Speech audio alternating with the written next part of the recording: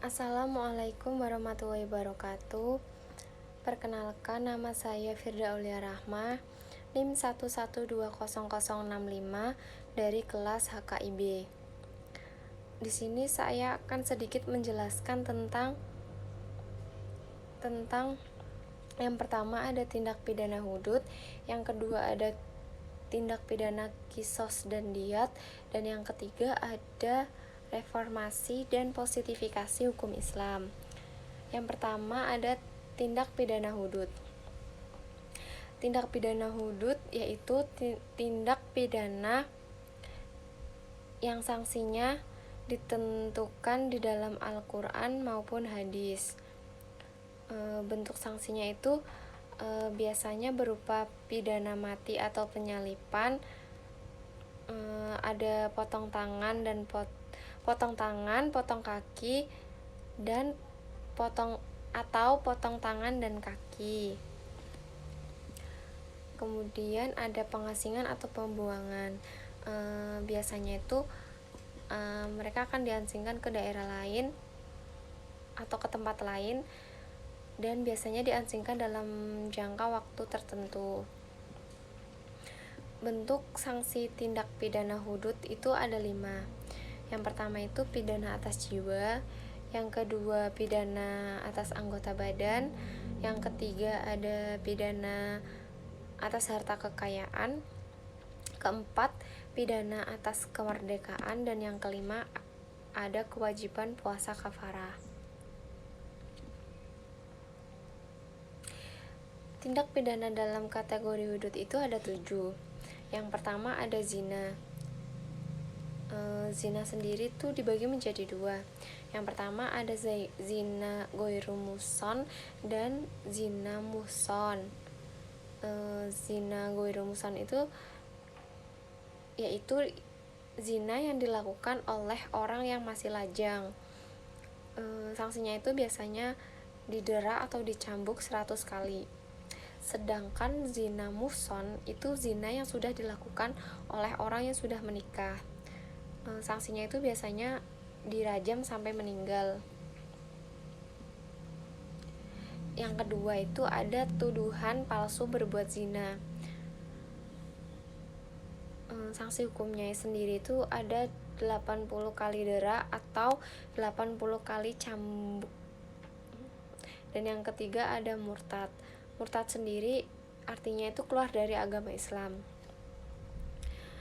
Baik laki-laki maupun perempuan yang telah balik dan berakal diajak kembali kepada Islam hingga 3 kali disertai peringatan. Jika dia kembali maka akan diterima. Namun jika ia menolak maka akan dibunuh. Sanksi hukumnya itu ya dibunuh. Dan yang keempat ada pencurian. Definisi pencurian sendiri itu mengambil barang milik orang lain secara sembunyi-sembunyi atau secara diam-diam. Sanksi hukumnya itu biasanya ada potong tangan, tapi dengan syarat barang curian dapat diperjualbelikan. Barang atau uang yang dicuri bukan milik Baitul Mal. Kemudian pencurinya sudah dewasa atau usianya sudah dewasa. Kemudian perbuatannya itu dilakukan atas kehendaknya atau keinginannya, bukan atas paksaan orang lain. Kemudian biasanya mereka akan dimintai denda 1/4 dinar atau 3 dirham. Satu dinar sendiri itu bernilai 12 dirham. Berarti jika 1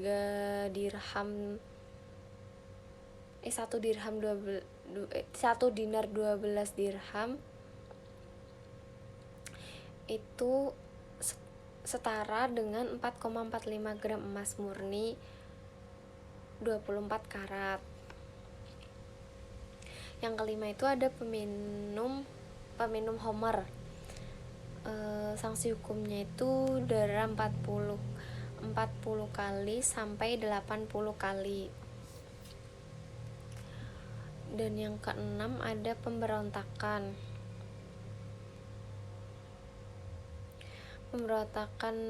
Pemberontakan sendiri artinya yaitu pemberontakan itu mereka yang memberontak terhadap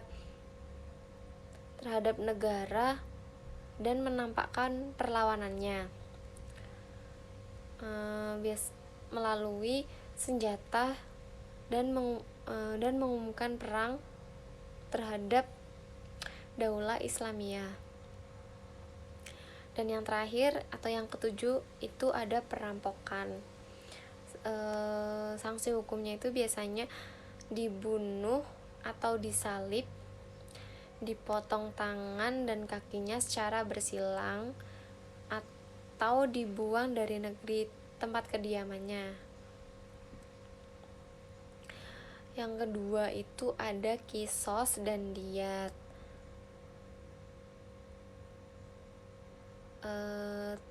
Tindak pidana kisos dan diat itu di kategori ini tuh kurang serius dibanding yang hudud, namun lebih berat daripada takzir. Kisos dan diat sendiri tuh biasanya sasarannya itu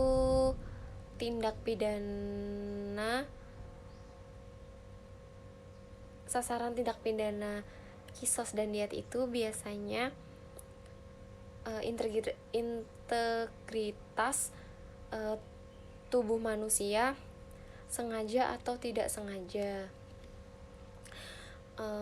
Di hukum modern itu biasanya dikenal dengan kejahatan terhadap manusia.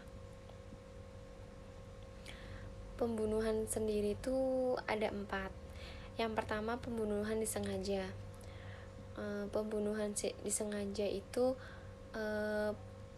seseorang membunuh orang lain dengan sesuatu yang pada umumnya dapat membunuh, ya seperti barang-barang tajam. Sanksi hukumnya itu dibunuh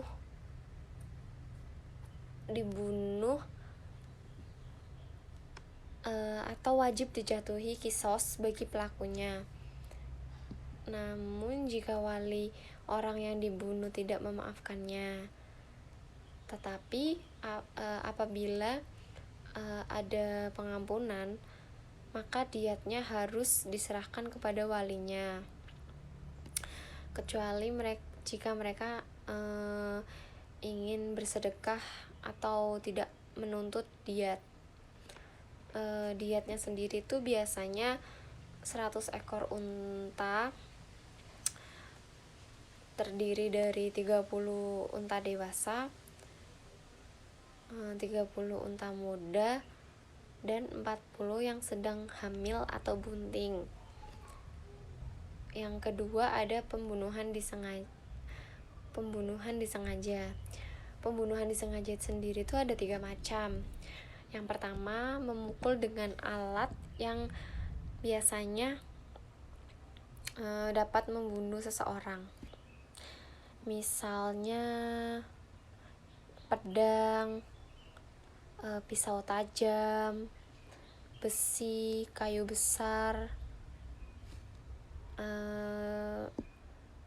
pokoknya benda yang bisa membuat seseorang tersebut meninggal. Yang kedua itu ada membunuh seseorang dengan alat yang biasanya tidak dapat membunuh seseorang, akan tetapi ada indikasi yang menyebabkan terbunuhnya seseorang. Itu biasanya seperti batu yang pinggirannya lancip seperti pisau. Dan yang ketiga ada memperlakukan seseorang dengan suatu perbuatan yang biasanya perbuatan itu dapat membunuh seseorang. Biasanya mencekik lehernya, dilempar dari tempat tinggi atau didorong, terus dijerat lehernya dengan tali, kemudian ada memukulnya namun terkena bagian yang sensitif atau gampang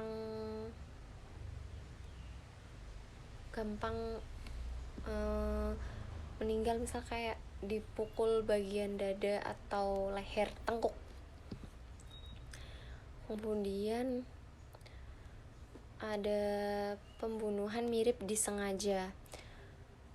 Pembunuhan mirip disengaja sendiri yaitu pembunuhan yang dilakukan akan tetapi menggunakan alat yang tidak bisa membunuh seseorang. Biasanya itu maksudnya itu hanya menyiksa atau memberi pelajaran namun melampaui batas hingga seseorang tersebut dapat meninggal. Terus contohnya itu biasanya ia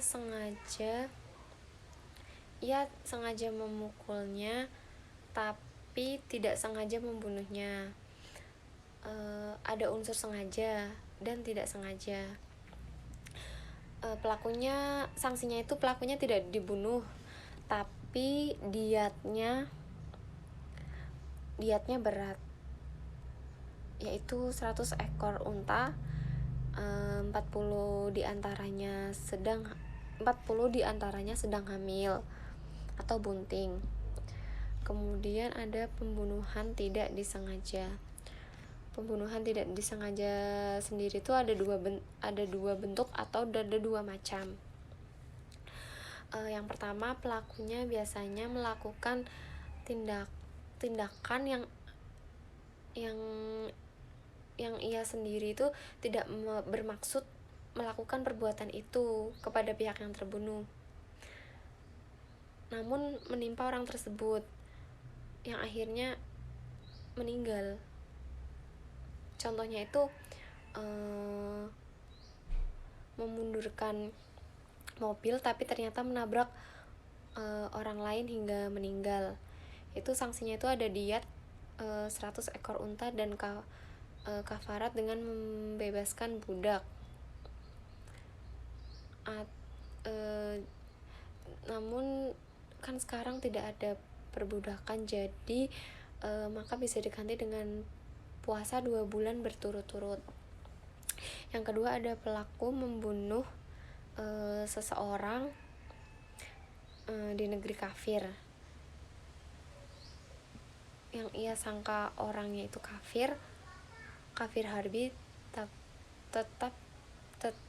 tetapi ternyata ia muslim namun menyembunyikan keislamannya. Sanksinya itu biasanya kafarat saja, tidak wajib membayar diat. Yang keempat itu ada pembunuhan yang terjadi karena ketidaksengajaan.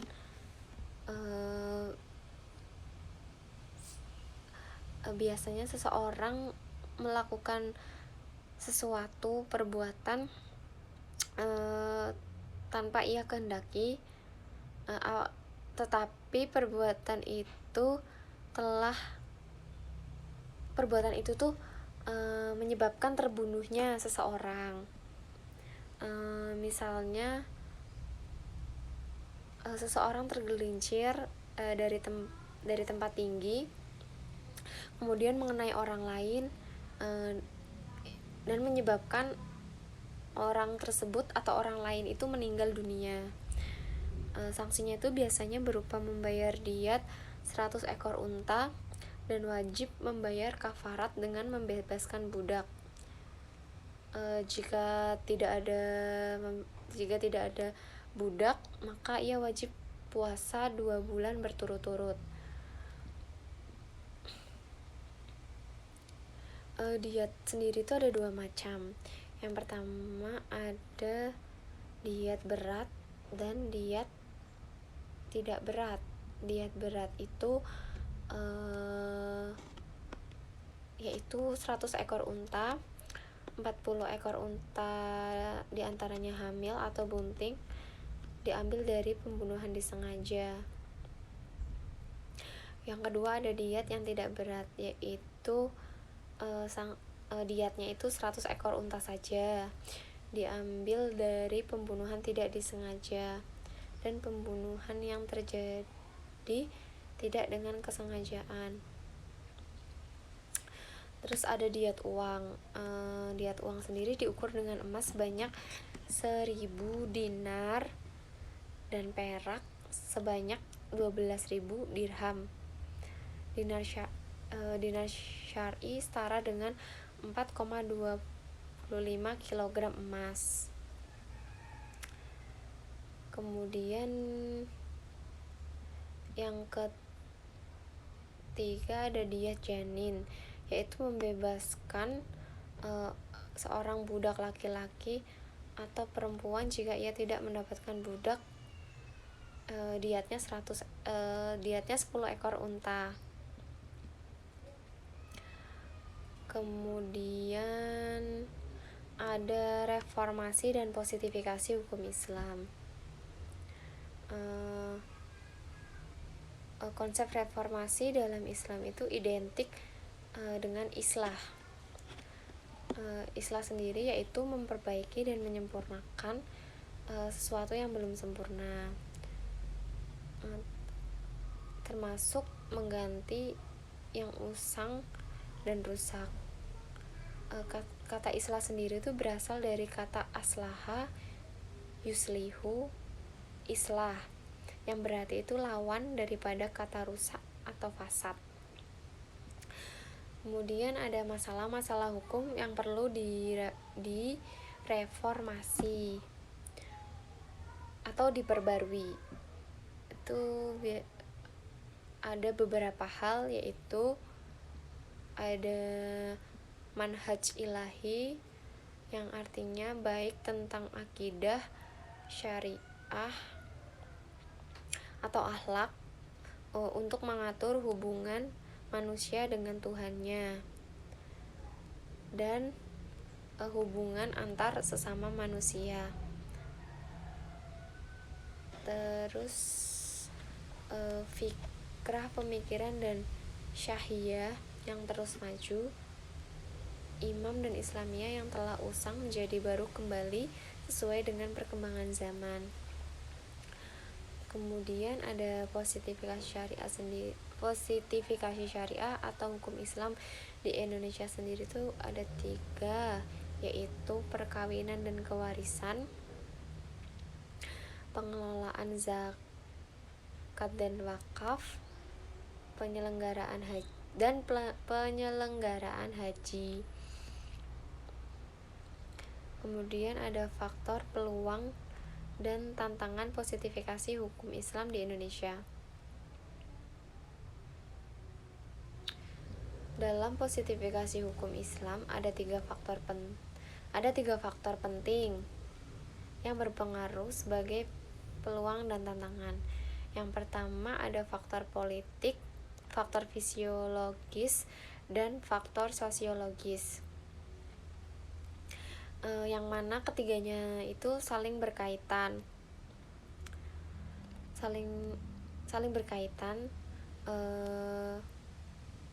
dalam membentuk sistem hukum dan politik hukum dalam pembangunan hukum nasional. Sekian dari saya. Apabila ada kekurangan, mohon dimaafkan. Wassalamualaikum warahmatullahi wabarakatuh.